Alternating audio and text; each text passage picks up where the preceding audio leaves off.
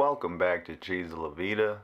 We just got out of Glass, and by we, I mean Fat Ed. How'd you feel? So, this movie was fucking phenomenal. This will go down literally as the best trilogy I've ever watched in my life. No one even knows what to call this trilogy. I don't even know where to start. They're calling it the Unbreakable trilogy. I saw some people call it the East Rail 177 trilogy. I'd say we just shorten it to East Rail, really, if you want to do that. Let's just call it the greatest movie with superheroes in it that I've ever fucking seen. So, this is a better trilogy than Star Wars, OT? Woo! Let me tell you. Like I said before, okay, and I'm just going to make it very brief because I want to talk about this trilogy. People were dissing Batman vs. Superman, alright? But if you really watched everything that Batman did, it's the most craziest movie in the world. Let's go back to this now. If you actually paid attention to the subtle hints instead of watching the actors just act, you would understand how phenomenal this fucking movie is. The little hints, the pictures, going back in time to watching the original movies and like thinking. Because you gotta see all three movies. You gotta see all of them. So you gotta see Unbreakable, then you gotta see Split. And then when you see Glass, you're gonna be watching Glass and you're gonna be like, holy fuck, they were talking about this in Unbreakable. Yeah, it gives a very nice finale. Oh yeah. It's a very nice third act. Most definitely. I want to just jump right in and just go at some of these reviewers really quick. Well, let me talk about the production history of this film real quick. So, Unbreakable happens. It's supposed to be this big blockbuster, and it only made like $240 million or something. And that was regarded as a disappointment because he just came off The Sixth Sense, which made damn near $700 million in 1999. Still, Unbreakable, phenomenal movie. Absolutely, I think it's his masterpiece. Yeah. To be honest, I think it's a better movie than The Sixth Sense. But, it's fair. You know, The Sixth Sense has one of the best twists ever. Yeah. I see dead people. And that's when you realize, oh, fuck, I'm dead. I mean, it's everyone knows. Yeah. It's classic. Absolute classic twist. But Unbreakable is this work of art. The whole trilogy in a whole is fucking phenomenal. So you gotta follow it very closely. You know, he finds out that he's got these abilities that normal people don't have. Okay, he survived a car crash without a scratch on him. Fucking ripped the door off of his car to save his girlfriend, his wife in the future. Then you fucking fast forward this bitch, right? And then you got Split. This is all about Kevin. This is all about Hedwig. This is about the split personality, the Beast. You know what I mean? The guy that could bend bars and do just animal-like qualities, you know what I mean? It's like the closest thing that we will get to a normal version of Wolverine. Split came from part of the story he had already assembled. Now, from the beginning, Unbreakable, you know, it was questioned if there was going to be a sequel to it, and M. Night Shyamalan actually denied all rumors of wanting to make a sequel. He said he had only written Unbreakable to be one standalone film, and that's obviously not true because Split came from a bunch of things he had left over that would have continued on the story of Unbreakable. Right. So, why do you think he would have denied all that? I think it's because he wanted to be that hotshot blockbuster film director, and well, at the time no one liked that stuff. No one knew that stuff was going to be big either. But he knew that comic books one day would be huge. Look at Marvel and DC right now. Right now, but this was 2000. No, I know, I'm just saying, like... Signs was the next film he did.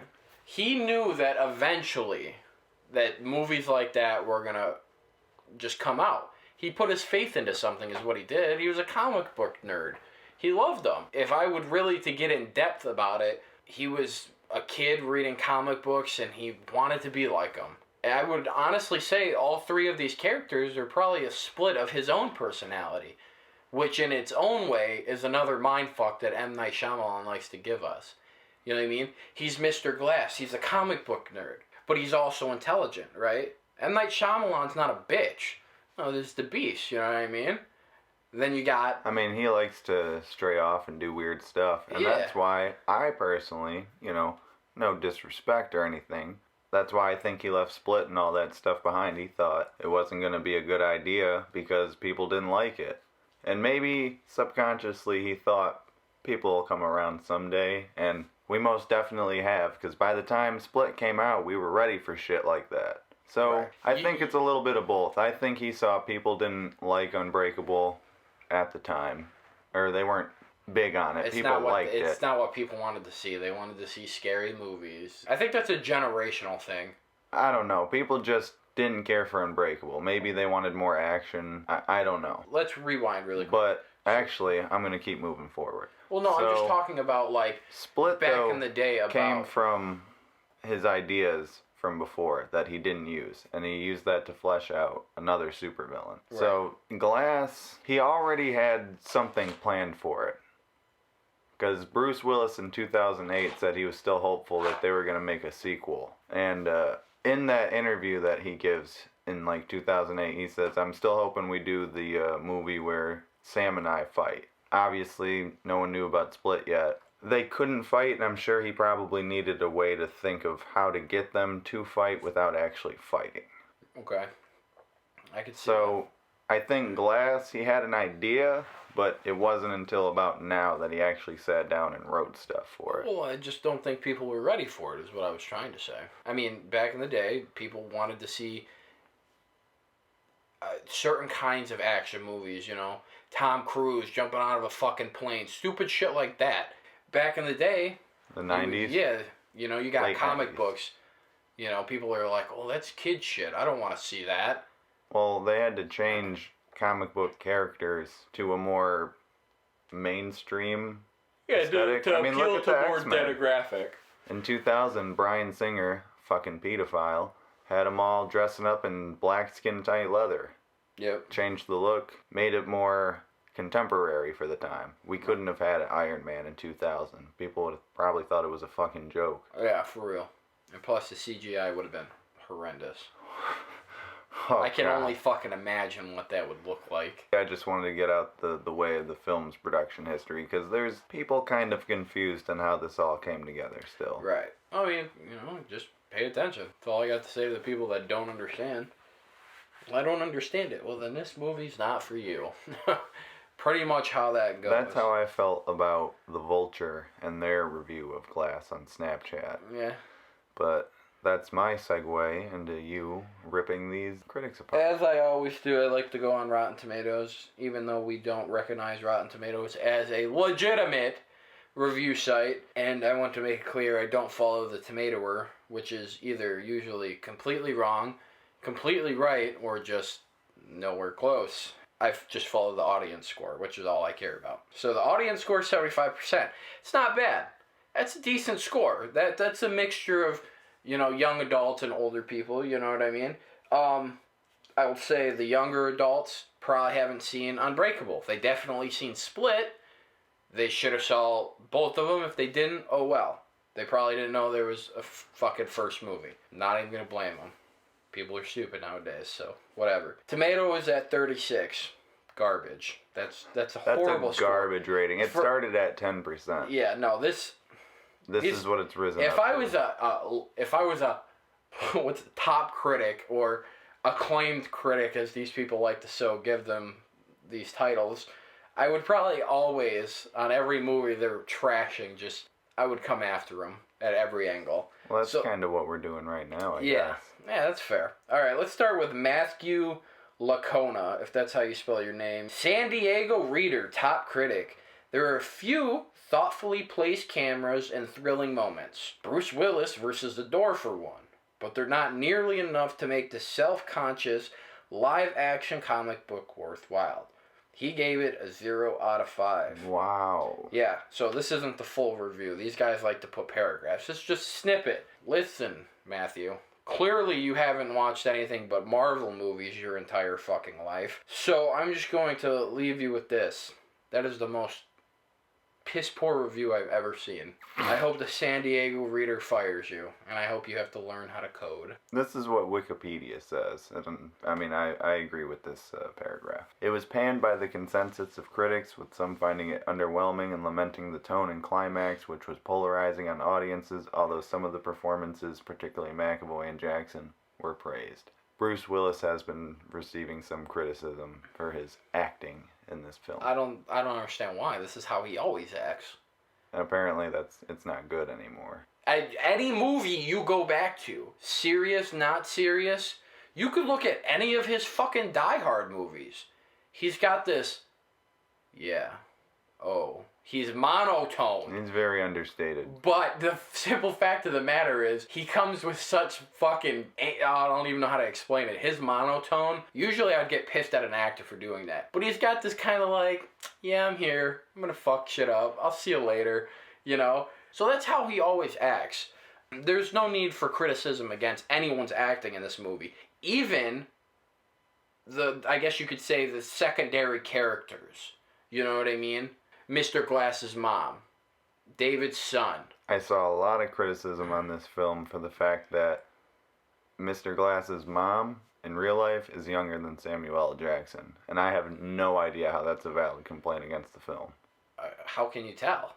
Why does it matter? Well, the other thing is, it's the same person from Unbreakable. Right. Were they just gonna recast her? Yeah, no, you can't do that. That's not how M. Night Shyamalan rolls, bro. Well, the kid from Unbreakable, in It's real life, kid. is the same actor. Yeah, same actor. You can't do it. You gotta keep them together, and that's what I like about him, too. He keeps it original. He keeps it going. He doesn't want to recast new characters younger, built up. Shit like that, because then people that actually followed this trilogy aren't going to sit there like, wow, I got to learn to love a whole new character. It could be the same character, but you're changing the actor, which in hindsight makes it a whole new character. You got to learn to... Might as well be. You might as well. You got to learn... You could have, honestly, if you had to recast them, and if that's what they wanted, they shouldn't have been in the movie. But they were. That's what I'm saying. That's why he didn't do anything like that. He kept the same actor, actress, and they still had that precocious sense about them, like his son. His son didn't want to believe it, even though his dad was questioning himself, which he was doing in the first movie. And his son was there to make him believe again. You got to do it. You could do it. All this shit. Even the mom, no matter what, no matter what Elijah did, the guy has killed countless people. Countless people. He's killed a lot of people. Yeah. Are responsible for their death. I guess he did outright murder everyone on that train, basically. Yeah, no, he's responsible for the murder of like including 89 people.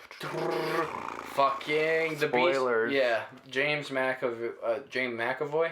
Yeah, James McAvoy. Yeah, his dad. So if you watch the movie, Kevin Crumb is his name. His dad, he thought his dad left him, but in hindsight, he was on the train. And the only person that lived was David. Why? Because he is the Unbreakable Man. Oh, yeah. Like I said in the Unbreakable commentary we did, Nathaniel had no idea that he was going to be called the Overseer in Glass. But I've always called him the Unbreakable Man. Yeah, no, I mean... I'm sticking with it. I'm sticking with that, too. I mean, the Overseer's cool, but if Elijah was on that microphone in the movie and was like, the world needs the Unbreakable Man, I thought it would have brought a little bit more... Elijah looked on and saw what they were calling him.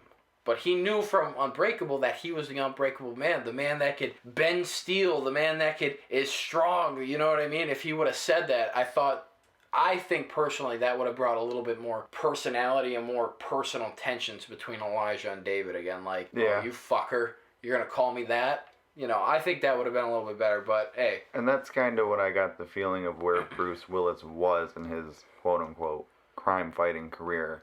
Even though it's been 19 years, he probably wasn't doing it consistently.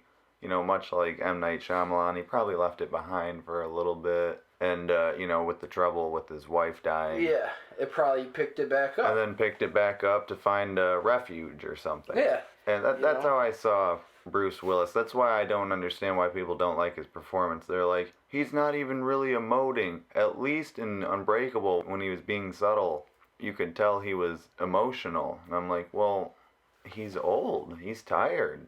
I don't even think and maybe that's part of his real life thing too, but it still goes into the performance. You're right. He's just doing what he can. I didn't think of it like that because, even in the Unbreakable podcast, we talked about how that this is real life superheroes. This isn't Superman. This isn't metahumans. These are regular human beings that have extraordinary abilities. They age. They get hurt. They die. They live a normal life. And it leaves you to believe, like, wow, superheroes could exist. Well, that's the whole point of Elijah premise. Of comic books. Yeah. It's just another form of recorded history. Yeah, and he was speaking on that at the end of the movie, or in the movie. I don't know, dude, because it blew my mind. So, this whole fucking movie, just from start to finish, I was on the edge of my fucking seat, right? So, going through the movie, there's always been a plan. This whole plan just to get the word out. Elijah knew from the very first day when he found David that neither of them were going to survive. He knew that neither of them were going to survive. And he had to shake David's hand. Here's the best part about that. Once he finds David, he tells him, now that we know who you are, I know who I am. That's the genius part about it, man. Yeah, you're absolutely right. He knows they're not going to make it. Yeah, but that was the whole end goal. They had to die. They've had to live, and they had to die for the world to know what they are. You know? And that's why I think it's beautiful that Vulture actually allowed such a horrific piece of journalism to be featured on Snapchat, because he just completely missed the point. He's never read a comic book. Because at the end of this film, I was getting serious The Dark Knight Returns vibes. Especially when he says, Mama, this was an origin story. Yeah, most definitely. And then she ends it by saying, this is the part where we're let in on the universe. That's basically the end of The Dark Knight Returns. Yeah. He's old. He just wants Superman to know, I'm the man who fucking beat you. We're going to leave it at that. I'm going to go do my thing underground, and if the people want to know the truth, they can come with me. Right. And Superman just kind of allows it to go on. And that's basically what the doctor said. She said, if it had just been you, I'd have left you alone. But once the Horde came, I knew I had to show up. Yeah, shouldn't have. She's on that Thanos shit. She's on that government, let's suppress this shit. Yeah. Well, she even said, we can't have gods walking among us. See, I'm not going to name the show because everyone's going to laugh. There was a quote from a show, we can't let a god who doesn't believe in the government to walk around freely. It was a TV show that I like to watch, and it hit me. Even though it's like a comedy, I was like, what the fuck, dude? I was like, Jesus Christ. Even if if God were to present himself to the world, and the government was like, well, we can't let this happen, and God's like, I'm not listening to you, I don't have to, the government would try to silence him. You know what I mean? Any god. It's just an example to this. She said that we cannot let gods walk among us. And this agency, and they never said they were a part of the government, though. I mean, we could kind of figure, though, 10,000 years, this hierarchy that's been in place. Mike was making a good point when we were coming out of the theater. M. Night Shyamalan's like, oh, they're going to suppress my movie because the fucking Illuminati. I mean, was he lying, though? This movie had me thinking that these guys were fucking crazy. For real. And I didn't even think of that from any of the other movies. When she was, pointing out, why is there only 3 of you? Yeah, why is there... Because they kept fucking killing them all. It blew my mind. And you know what? I didn't even think of it until just now. She's like, well, I saw that you had rock climbing files on your computer. And most of these people weren't even using gear and shit. He was having Patricia, one of the fucking personalities in Kevin Crumb, fucking questioning her own mental psyche, which is insane. How do you get a personality to question its own personality?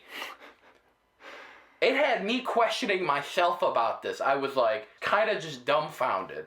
But in reality, like I was saying, it's a strong possibility, dude. She was even mentioning strongmen and shit like that through history, freak shows. Someone can do something, whether it's a pointless ability or an ability, that still makes you more powerful than the next person who can't do it. A guy can lift 2 dumbbells that are worth fucking... I think you're getting a little overexcited and mixing Mr. Glass's point and her points together. Well, no, that's what I'm saying. So, like, I'm just trying to point it from my point of view of how she was making me question myself, and I wasn't. This is a fake reality. I thought that, like, for a minute, I was so in depth of this movie, I was actually thinking I was there. I'm like, wow, is she fucking, like... She was having me question myself. Like, if someone were to come out and they were to take a car and pick it up with their hand and drop it right now on live TV, right? Some random fucking guy or girl. And this person came on TV and was like, they didn't do that. That was just drugs and adrenaline. I would have sat there and I would have questioned myself. Like, oh, I wasn't there. I can't disprove it or prove it. You know what I mean? So that's what I feel like he was trying to do. I thought this movie was phenomenal. So you were feeling her points, like you were understanding where she was coming from? I mean, that's before I knew that she was a part of this big organization. Right, but... I mean, I thought she was just a doctor who was trying to literally do her job like, oh, I think in reality. No, she knows this exists, and she knows if this were to come out, the world would be driven into chaos because people would come out and be like, they would throw off the natural order. Well, why do we need cops when we have this guy who could just solve the problems for us? And she even mentioned that in the movie. No, he's a vigilante. He saved those girls. Well, she got a broken arm. If the police could say, well, if we would have done it, they wouldn't have got a broken arm. That's wrong. There would have been 3 dead bodies and 1 dead bad guy. Because cops maybe. 1 survivor, maybe. Depending on how many bullets the cops shoot all at once. In the general direction of civilians. Oh, shit. So, did Elijah's point on everything can be explained away by science, and yet it's still true? Yeah. That point swayed you? That point hit me real hard because bring it back to reality. We can't explain things, but that doesn't mean they're not true. Even if it's not unproven, there's a possibility that it's real. Like ghosts, we can't prove that they're there, but it hasn't been disproven that they're not. Even, like he was saying, you know, just because you could figure it out with science doesn't mean it's not true. Or it ends up still being true. You just found it out in your scientific method way. That hit me home, dude. Because it makes you think in real life. It's like, well, I just, snapped my finger and I had a poof of fire come out of my hand. I can't explain it, but it doesn't mean it didn't happen. Or it won't happen. We don't know. You know, some scientists say that we're only using like 10% of our brain. Maybe they access their whole potential of their brain. That's why their frontal lobes were showing with the clouds and shit. Because they access their full cognitive ability of their brain. Damn. Holy shit, dude. M. Night Shyamalan's the best fucking director in the goddamn world. I didn't even think of that. My mind is actually fucking blown right now. Bro, let me tell you something. If M. Night Shyamalan ever listens to this, I want you to know, I will buy you a steak fucking dinner. Because every time I come back, you're hitting me with these fucking jabs and left hooks. I might sit down to a dinner with you and be like, bro, that's not even half of it. I'm going to be like, holy shit. Greatest fucking movie ever. Ever, dude. Alright, so let me ask you Top this, 5. Up until the point when she revealed a little more of her secret, because there's like 3 twists at the end of this one. He really fucking... He was throwing in them twists like Twizzlers, boy, let me tell you. So, you still thought she was a doctor? You didn't think she was really involved? Because they were showing the shamrock tattoos and all the people. The first shamrock we saw was actually on the sniper. Yeah, and Yeah, the first one chalked it up to whatever. The second one, when he was down on the dude, that's when I knew something was up. Yeah, and then she's like, grab my hand. But I honestly still didn't expect her to be like that deep into it. I expected her to be a pawn. Yeah, for real. No, she's a head bitch. She's someone that's like, I proved myself, now I gotta go do my job again. She was like, grab my hand. And this bitch knew. Listen, bro, he told her, he's like, it's a touch, a vision. And she's like, grab my hand, bro. She grabbed, and it flashes right before he dies. This whole, she was like, you are a superhero. Did I almost convince you? Yeah. Now I want you to die with this thought. And that's what she did to Elijah. And Elijah was sitting there like, on the ground, just fucking stunned. But he never questioned himself. He always knew. Yeah, he always knew. He knew it wasn't fake. He even had hieroglyphics in his office, if you remember, in Unbreakable. So this goes back, like she said, 10,000 years. Well, that's part of the whole argument that comic books are art, because what's the difference between comic book art and hieroglyphics? Exactly. They're using pictures to tell a story. And like he said, in Unbreakable, there's archetypes. Some people fit into an archetype. This fucking movie. I'm gonna get home. It's very well thought out. I don't understand how people can just shit on it. Because they don't look at they don't want to look at the full scope. They just want to look at, oh, his acting is terrible. Oh, this movie's boring. No, bro, you're not paying attention. Pay attention and you'll see what they're talking about. That's part of the whole Vulture review, too, that I've been pretty much tearing apart. Right. So he summarizes what happens in the movie, and I'm with him. I'm reading the review like, okay, you're showing me you watched. And then he's like, what does it mean? Like, he basically asks the reader to do his job for him. And then he says it's a bad movie because he doesn't understand it, essentially. Now, I thought the days of people being made fun of for not understanding an M. Night Shyamalan movie were long gone, because he hasn't been a very consistent writer. Mm-mm. I'm going to be honest. Like, Lady in the Water is laughably bad. The Happening, that's mostly in the acting, but the script probably isn't good either. Right. Like, so I just didn't think it'd be 2019 and I'd be sitting here, like, making fun of someone for not understanding an M. Night Shyamalan movie, because I think he pretty much summed up everything beautifully in this film. Oh, yeah. Like, how did you not understand that the government was trying to suppress the truth? How do you not understand that? And then his second point is, he essentially says, what does this mean? Explain it for me. And even if you do, I don't like it because it doesn't break new ground. Right. And it's like, well, he broke new ground with Unbreakable already. Now everyone apes his shit. Everyone tries to do this realistic, gritty. That's Deadpool. Yeah. It's just more comedic. So I'm like, boy, get the fuck out of here with this disrespect. Listen, thinking about it now, my mind is blowing out of the side of my fucking head, bro. My head hurts so bad that I just thought about this.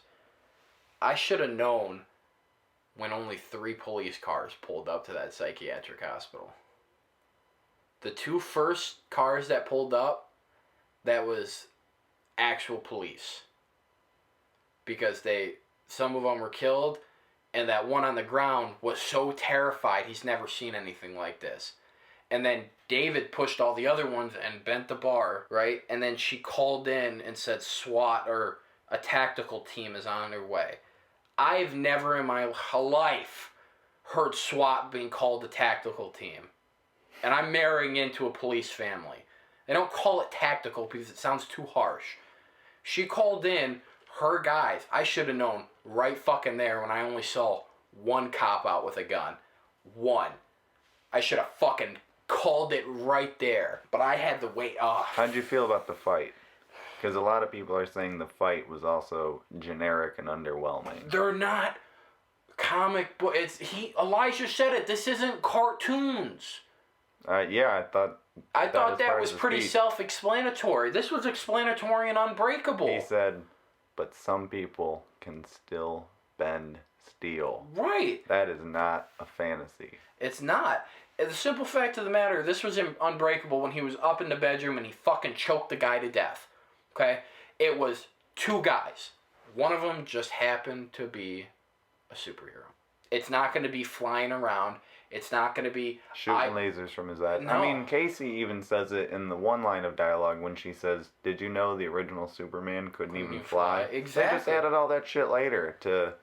Spice it up. Yeah, you know, differentiate it from the olden tales of the 30s. And that shows that their abilities were still... Oh my god, because it puts out there... Because if you go back, it's all history. The first Superman couldn't even fly. But later on he could because they proved it that he could. So that means that they weren't still probably using all of their... Well, even Elijah says that. You've been wasting all your time with these petty criminals. You haven't even realized your true potential. And he knew the whole time they were going to die, so he wasn't really ever going to see his true potential. Yeah. But he finally figured out who he was. That's all that mattered to him. That's all he wanted. And him and his mom even talked about it. I wasn't a mistake. He thought his whole life that he was a mistake, and he finally found his purpose. He found his counterpart. He had his big climax. I know who I am. I'm not a nobody. He never says, and you can never really figure out what he wanted to be. But all he knew when he died was he wasn't a nobody. And he also knew he was right. Yeah. Maybe that's all he wanted. He did create superheroes.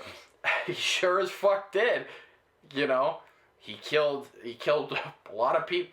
That's why he killed all those people. He was trying to find that one that survived, and he did. Unfortunately, when he killed everyone on that train, he didn't just create a superhero. He created a supervillain.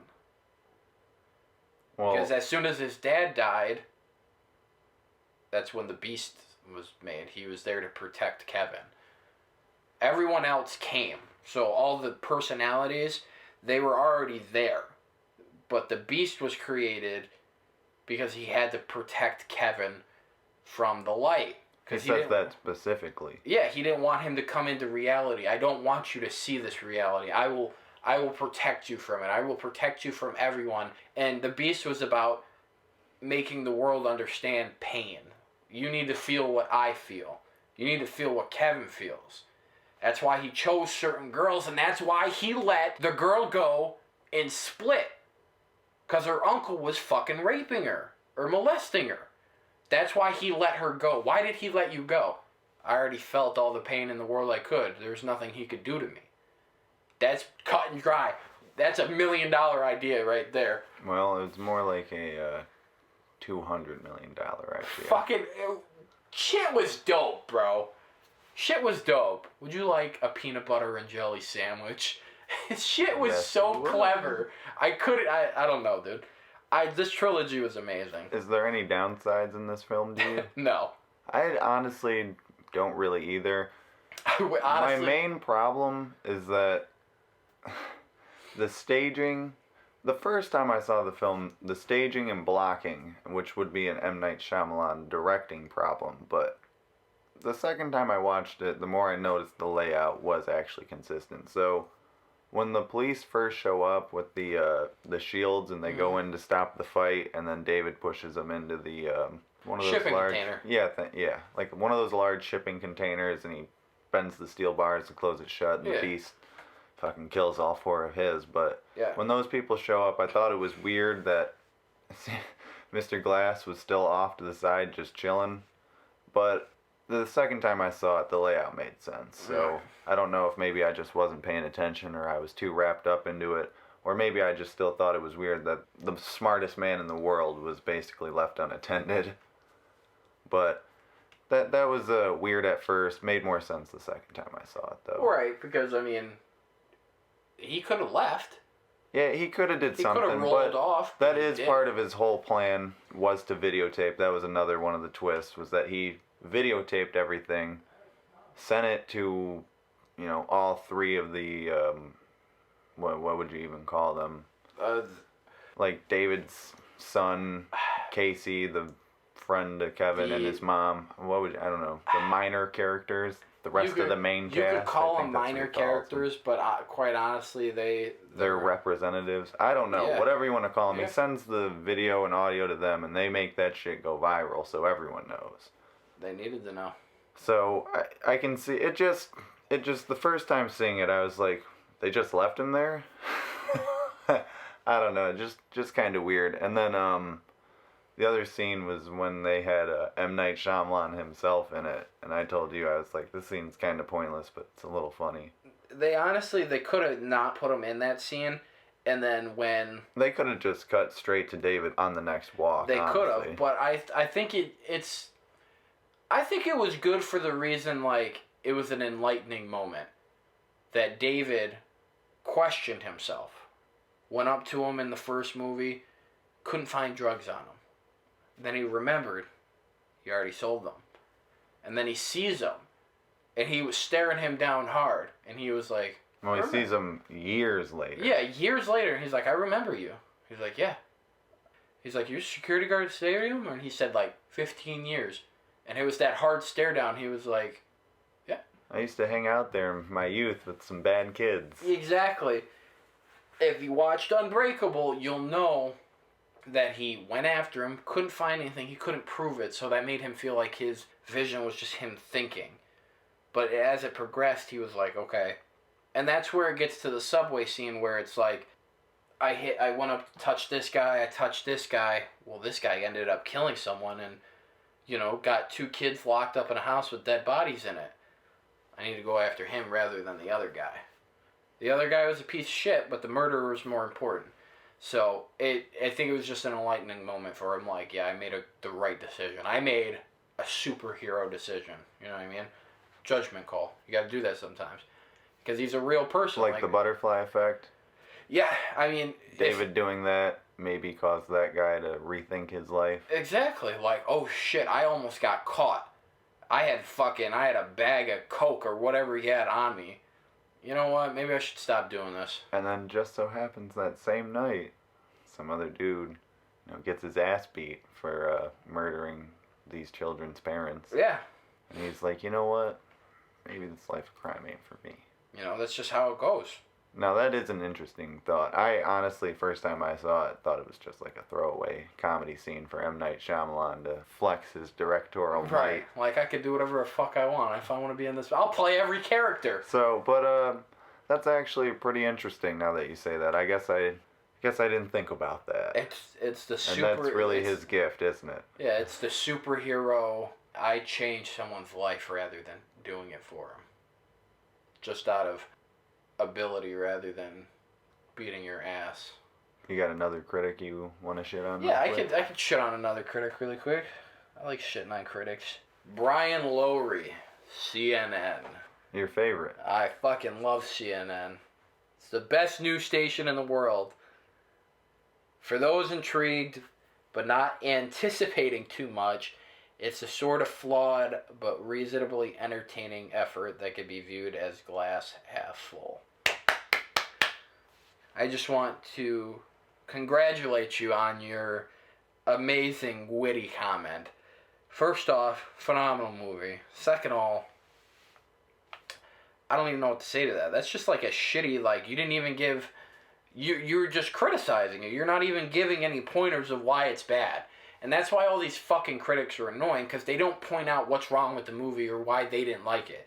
They just shit on it and think that's a review. That's not how something works. You're supposed to give a reason for it. That's why I only watch reviewers. So, example, super reviewer, right? I was reluctant to see Glass given the poor reviews. But I was curious as I had seen Unbreakable and Split.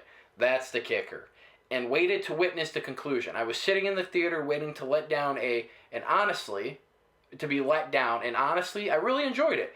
Granted, the portrayal of mental illness in the film, despite McAvoy's charismatic, impressive performance. But the way the film flips the superhero genre on its head, dissects it, and questions it, keeps us guessing at each turn. Extremely engaging. Not to mention, it's gorgeously filmed. I found the film to be more interesting, thought-provoking, and better executed than most Marvel films, seen over the past several years. I think the critics really got it wrong with this one, and I believe that will age well as a film. That's how you review something. You don't just shit on it because you work at a named brand news station. That's a review. Fucker gave it 4.5 stars. That's how you review something, guys. That's how you dissect something. He talked about some of the issues, talked about what he liked, and then also put a spin on it. I think this will be a great film. That's how you do it. Where would you stand on the matter? On the film? Oh, yeah. On stars or how I view it? Yeah, on how you view it. 100%. I'd give this fucking 6 stars. You're kissing babies out here for it if it's your presidential candidate. Oh, yeah. I got 2 babies in my hand, bro, and I'm fucking throwing up the Nixon sign, you know what I mean? This movie, phenomenal. I personally can't find anything to poke holes in this. This is just a trilogy that I truly enjoyed to the point where I can't find any problems with it. I really can't. Maybe a few directing angles, but it's not that they're bad, just M. Night Shyamalan's got his own kind of fucking funk he puts on it. He puts some funky shit on it, and that's just him. Some choice examples. I think the good shots in this film far outweigh any bad ones. There's maybe 1 or 2. The one, and he loves to do this type of shot, where it's like a wide angle shot, and the person's face is at like one end, and it's nothing but blank space, and they're talking, and then he'll slowly pan the camera down to the other person, hold on them, go back. He's been doing that for over a decade now. Yeah. That's definitely his thing. And when they used it on the Doctor and David's son, good shit. Oh yeah, most definitely. Made that conversation very tense. She's very intelligent. She struck his nerve right away, and he's the one who always told David he was the superhero. So to see him have doubts, it's like, oh shit. Yeah. Overall, there wasn't any... And then you even said, you know what, I am going to cut you off, and I'm not sorry for it, because you said this was a great shot with the bus. Oh yeah. With windows. And then it slowly panned, just when you thought it was like going to cut or something, it slowly pans to Casey. Yeah, and then she walks off, that was her perspective. And she walks off the bus to the Ravenhill Institute, and, she meets the Doctor. Great shit. Great transition from David's son to Casey. Yeah. Dr. Ellie Staples, played by Sarah Paulson. Phenomenal actress. She's done, if anyone's familiar with her work, she's done a lot of fucking TV. She's done a few movies. She's pretty much known on fucking American Horror Story. She's done a lot on that. And the way she acts in that movie, she brought a lot, or that TV show, brought a lot of this to this movie. It's really, I'm smarter than you. And that works for her, because any role she does, she brings that shit in on fire.